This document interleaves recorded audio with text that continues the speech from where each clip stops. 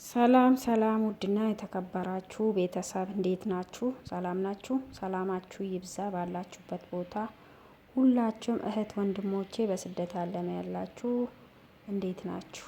አላችሁ አለው እግዚአብሔር ይመስገን። እና ምን ልላችሁ ፈልጌ ነው ለመጀመሪያም ይሁን እንደገና ደግሞ ሰርተን የገባንም ቢሆን እዚህ ጋር ምን ለማለት ፈልጌ መሰላችሁ፣ ስለ ልብስ አተኳኳስና ከዚህ በፊት ሰርተናል ሲኦሲ ይጠቅመናል ለሚለው ማለት ነው። እዚህ ላይ አስተያየት መስጠት የምፈልገውና አንዳንዴ ሰው ሀገር ላይ 10 ዓመትም 5 ዓመትም ከዛም በላይም ስንሰራ ሲኦሲ ምን ያደርግልናል? ለኛ አዲስ ነገር አይደለም። ተምረን አይተናል እናውቃለን እንላለን ግን ይጠቅማል እውነት ለመናገር ማለት ነው። እና እዚህ ጋር ምን ልላችሁ ፈልጌ መሰለሽ፣ አሁን እኔ ልብስ እየተኮስኩ ነው። ልብስ ሲተኩስ ከዚህ በፊት ሸሚዝ የሆነ ነገር ቲሸርት ነገሮችን መተኮስ እችላለሁ። ነገር ግን ሱሪ ሲኦሲ ሲማር ነው የጠቀመኝ። ለምን ለምሳሌ ካኪ ሱሪ፣ እንደገና ደግሞ እነዚህ ጂንስ ሱሪዎች እና እኔ ሲተኩስ ካኪ ሱሪውን ስንት ቦታ ነው የምሰብረው? ማለቴ አሁን እዚህ ጉልበቱ ላይ ሲሰበር በጣም ብዙ ቦታ ነው የምሰብረው እና አላውቅም አስተካክዬ ማለት ነው። እና እዛ ሲኦሲው ሲማር በጣም በጥንቃቄ ነበር ሲያስተምሩ የነበረ። እኔ እዛን ሰዓት እንቅ ነበርና ምን ያደርግልኛል? ከዚህ በፊት እኮ ሰርቻለሁ። ሽንት ቤት ማጽዳት፣ አልጋ ማንጠፍ፣ እንደገና ልብስ መተኮስ ለእኔ አዲስ አይደለም። ልብስ ማጠብ ምናምን እያልኩ እንትንል ነበረ እና ያው እንደምታውቅ የመጀመሪያ ጊዜ ስንመጣ ልብስም ላናጥብ እንችላለን ከቆየን እንጂ ለመጀመሪያ ጊዜ ልብስ ብዙ ማሳጥቡ ራሳቸውን የሚያጥቡት።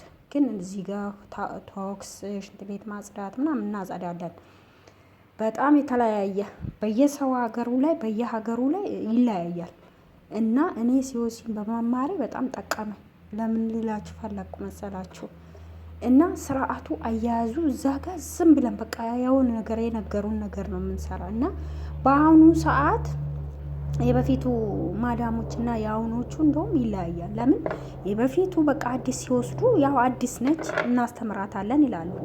ያውን ደግሞ በቃ ቋንቋ ችላለሁ ስራ ችላለሁ ብለሽ ስትመጪ ደግሞ ሁሉም ነገር ኃላፊነት ይለቁልሽና አጠገባችሁ ቆሞ የሆነ ነገር ያያሉ። እና እኔ በፊት እንግዲህ አልጋ ሳነጥፍ ምናምን ዝም ብዬ ነበር ማንጥፈው እና እዚህ ጋር ሲኦሲ የተማርኩት በጣም ጠቅሞኝ ማለት ነው። እንደዛ ቆሞ እስኪ ልየው፣ ለምን ወረቀታችን ይዘን አይደል የምንመጣ ለዛ ብሎ ያያሉ። ያንን ነገር እንደዛ ማድረግ ያለባችሁ ግን እንደዛ ስላላደረጋችሁ ለስራ ብቁ አይደላችሁም ብሎ አይደለም እኮ የሚያባርሩን። ግን አንዴ ቢነግሩን እናውቃለን።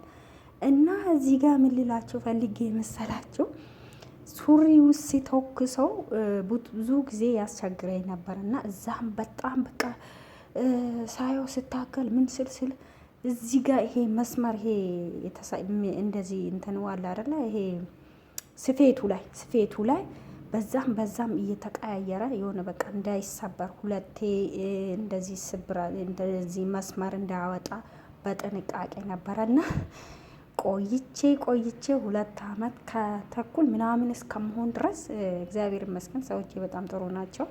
ይሄ ሆኗል፣ ይሄ ለምን እንደዚህ አልተተኮሰም አይሉም። ግን አንድ ቀን ሁሌ ትክክል እንዳልሆነ አውቃለሁ፣ ግን እታገላለሁ። በቃ አልስተካከል እያለኝ በጣም እያስቸገረኝ ነው እንጂ ከዛ አንድ ቀን እንደዚህ ልብስ ሳጣጥፈው ፊት ለፊት ነበረና ሰውየው ይሄ ልብስ እንደዚህ እንትኑ መስመሩ 2 ሆነ እና በአንድ ቦታ ይሁን በቃ ካኪውም እንደ ጂንሱ ይተኮስልኝ ሲለኝ ከዛ ትክክል ነው አልኩና በቃ ታግዬ ያንን ነገር ገና አሁን በቅርብ ነው ያስተካከልኩት። እና እዛ ጋም ሲኦሲ መማሩም ለኔ ጠቅሞኛል። በጣም ብዙ ነገር የጠቀመኝ የመጀመሪያ ቀን ስገባ አልማርም ለኔ አዲስ ነገር አይደለም ምናምን እያልኩ እንትን እል ነበረ። ግን እዛ ጋር በጣም ብዙ ነገር ነው የጠቀመን። እና በአሁኑ ሰዓት የሰራን ይሁን አዲስም ይሁን ያው ይማራሉ።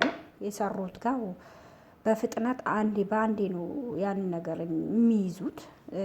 ያልሰሩ እንደውም ያልሰሩ ናቸው። እንደውም እውነት ለመናገር ፈተና ላይ ስንወርቁላ አዳዲሶቹ ናቸው በቃ ፈጣኙ ነገር ለማወቅ። እኛ ደግሞ እዛ ጋር እናውቃለን ብለን እናናንቅና ብዙ እንትን አንልም። እነዛ ግን ለማወቅ ሲሉ ይጣጣራሉና ፈተና ከኛ በላይ ያወጣሉ። አዳዲሶቹ ከኛ በላይ ፈተና ያመጣሉና በጣም ያለፉ ራሱ እንደዚህ እንትን በቃ ጎበዝ የተባሉት እነሱ ናቸው።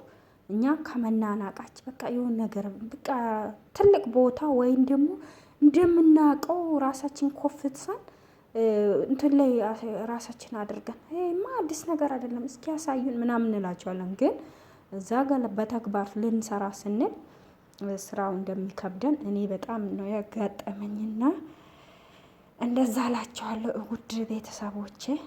እና የአንድን ነገር ማናናቅ የለብንም። የአሁኖቹ ያው ታምሮ ነው የሚመጡት። እንደገና ብዙ ነገር ዶክመንቶችን ይዘን ስንመጣ በቃ ኃላፊነቱ ተሰጥቶን ያንን ነገር ደግሞ መስራት አለብን። ለምን የምንመጣ ምን ራሱ የሰራና ያልሰራ አንድ አይደለም ደሞዛችን። እና አንዳንዱ ጥሩ ያልሆነ ቤት ቢያጋጥም ያንን ነገር በቃ ለምን ካልሰሩ በደንብ ካልሰሩ ይሉና እንትን አይሉ እና ለዛ ነው እላቸዋለሁ።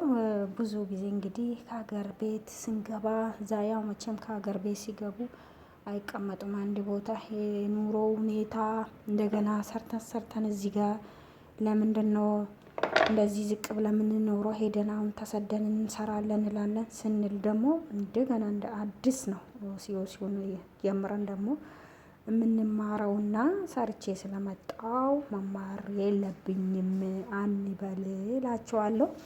ለምን እንደዛ አልኳችሁ መሰላችሁ? ጓደኛዬ የሆነች ልጅ ከዚህ በፊት ሰርታ ነበር። አሁን በቅርብ ነው የገባችና ሌላ ቦታ ልትቀይር ፈልጋ እኔ ሲወሲ ካለማ አልማርም አለች። ከዛ እዛ ሚዲያ ላይ ደግሞ ሳየው በጣም ብዙ አመት የሰሩ ራሱ እነዚህ ዩቱበር የሆኑት ቪዲዮ እየቀረጹ ስለ ሲወሲው ተናገሩ። እና እኔም ራሴ ያጋጥሞኛል ለምን አልማርም በቃ ምናምን ብዬ ነበርና ይጠቅማል ተማሩ እላችኋለሁ። ያው ነው እንደዚህ በገንዘብም ገዛችሁ እዛ ቁጭ ብላችሁ ተማራችሁም ገንዘባችሁ ማውጣታችሁ አይቀርም። ለዛ መማሩ ደግሞ ጥሩ ነው። ብዙ ነገር ነው የምትማሩት እዛ ጋር እና በጣም ብዙ ነገር ይጠቅማል። አንድ ነገር መናቅ የለብንም እላችኋለሁ።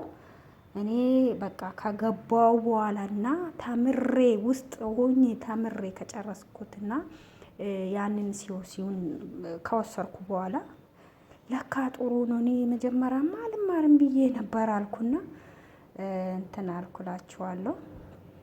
እና እንደዛ ነው እላችኋለሁ ውድ ቤተሰብ። አንድን ነገር እኮ ደጋግመን ብንማርበት ይጠቅመናል እንጂ አይጎዳንም። ለምን እዛ ጋር ገንዘባችን አውጥተን የምናደርገው ስለሆነ ለዛ ደግሞ በተግባር እዛ ላይ ተቀምጠን ብንማርም አሪፍ ነው ብዬ አስባለሁ። እና ውድ ቤተሰብ ያው በመቆየትም አንዳንድ ነገሮችን ስራ በቃ ልብስ መተኮስ የማይችሉ ራሱ ብዙዎች አሉ። ለምን አንዳንድ ቤት የማይለኮስ